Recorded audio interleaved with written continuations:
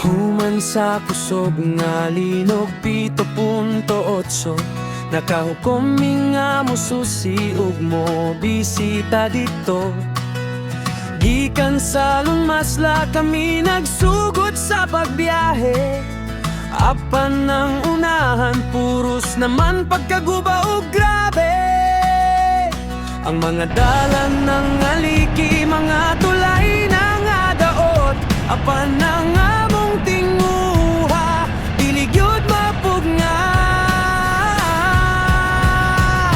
Mao nga niagi ni sa taas sa bukid tunggas sulog. So ngaron makasulod sa glan, padayon sa pagsulong.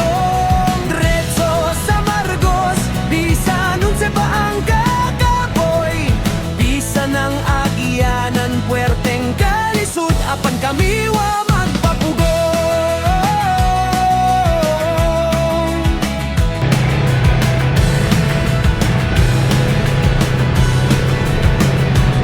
Pag-abot sa unahan, puwerteng dako asa landslide. Wala na'y kaagyaan, ang kalsada natabonan sa kilid. Mao nga di tuminiagi, misubay sa siyawal sa gapling. Bahalag dula sa bawat, basta ang unahan maabot na mo sa tinuod.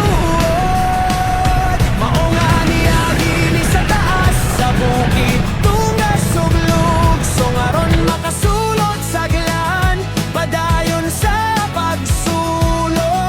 Diretso sa Margos, bisan unsa pa ang kakapoy.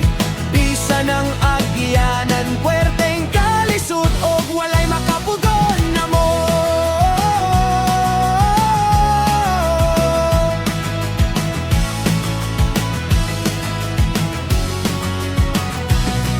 Ug sa kataposan, nakasulod na gyud mi sa Margos glan. Dito sa balay, sa among daan nga schoolhead among gituyoan.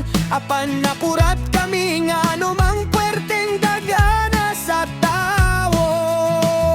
Murag nagfiesta ang kahimtang, alegre kaayo ang mga dapit dito. Dili man di ay tungod sa biko o tungod sa lami nga sudan, kundi tungod kayang iyang internet, perting kusugaw walay kaparehas.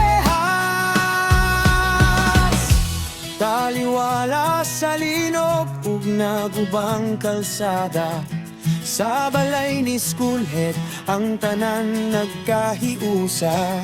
Nakonektar sa kalibutan, nagchat ug nagbalita sa